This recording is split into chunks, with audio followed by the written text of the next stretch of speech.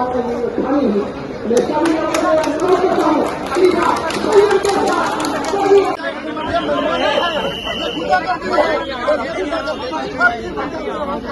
सबसे ये प्रार्थना है कि सड़क को छोड़ करके इस तरफ आ जाए, क्योंकि अभी हमने गाड़ियां बंद करने का इनको नहीं दिया, अभी अल्टीमेटम दे रहे हैं। अगर कोई उच्च सदन के अधिकारी नहीं आते हैं तो फिर हम उसके बाद अगला लाएंगे। आप एक तरफ इकट्ठे हो जाएं। आवाज दो, आवाज दो, आवाज लो पीर पंचायत रजौरी से। मेरी बदौलत आज प्रतिष्ठा मिलने बने हो, हमारी बदौलत, और हम लोगों के साथ ही तुम इस प्रकार की डिस्क्रिमिनेशन करते हो। क्या तुम कंजर बंद करो, बंद करो, बंद करो, वीआईपी कंजर बंद करो, बंद करो, बंद करो। आवाज दो, आवाज दो, आवाज दो। अवामे पीर पंचाल जिंदाबाद, अवामे पीर पंचाल। कठपुतलियों का, उंगलियों की कठपुतलियां समझते रहोगे। ये डिस्क्रिमिनेशन हम नहीं चलने देंगे। और आज ये केवल एक बिंदु मात्र हमारा संघर्ष था, एक छोटी सी आवाज थी। और आपने इस आवाज को देखा, और आप बनी कौन सी जानते हैं? सुंदर बनी रजौरी, कालाकोट, पूंछ, जो औरों की लड़ाई में ज्वालामुखी।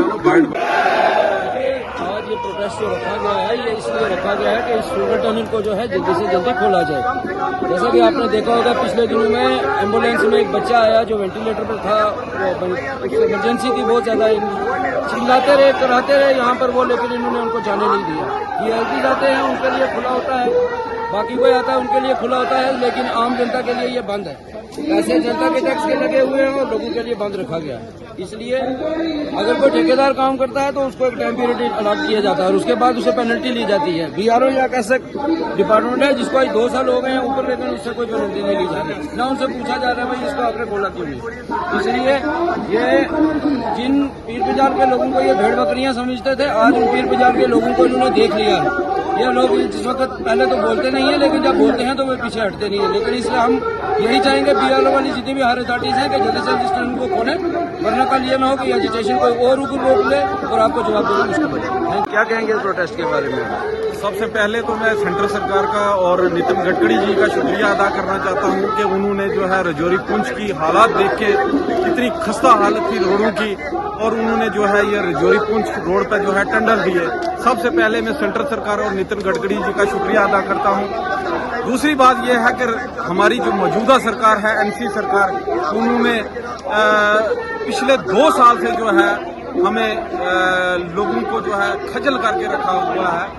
देखिए, ये टंडल जो है 2024 में कंप्लीट देना था, आज 2 साल से हमें जो है इस टंडल पे जो है हमें 10, 15, 20, 30 दिन ऐसे बता करके हमें 2 साल जो है हमारे जो है इन्होंने जाया कर दिए। देखिए, इस रोड से वीआईपी कल्चर जो है वो खत्म नहीं हो रहा। यहाँ जो वीआईपी जो है वो यहाँ से इंटर होते हैं। अगर मरीज यहाँ से कोई गुजरता है वो नहीं गुजर पाएगा। अगर कोई वेंटिलेटर पे है या कोई यहाँ से एम्बुलेंस जाती है, उनके लिए यहाँ से इंटर होना बड़ा मुश्किल है। हाँ, अगर कोई वीआईपी एनसी सरकार का जो है, जैसे डिप्टी सीएम हो गए, उमर अब्दुल्ला साहब का काफिला अगर से यहाँ से गुजरना होता तो उसके लिए ये टंडल खुल जाता। मैं बीआरओ को ये चेतावनी देना चाहता हूँ कि हमने अभी 1-आधे घंटे का टाइम दिया है एडमिनिस्ट्रेशन का, और अभी तक जो है यहाँ पे कोई नहीं पहुंचा। अगर आधे घंटे के अंदर यहाँ पे कोई बीआरओ का ऑफिसर नहीं पहुंचता, या डीसी साहब रियासी यहाँ नहीं पहुंचते, या पुलिस का इंतजामिया का कोई ऑफिसर यहाँ नहीं पहुंचता, तो उसके बाद जो है हम यहाँ पे हाईवे बंद करेंगे। उसकी जिम्मेवार जो होगी यहाँ की एडमिनिस्ट्रेशन होगी, एनसी सरकार होगी।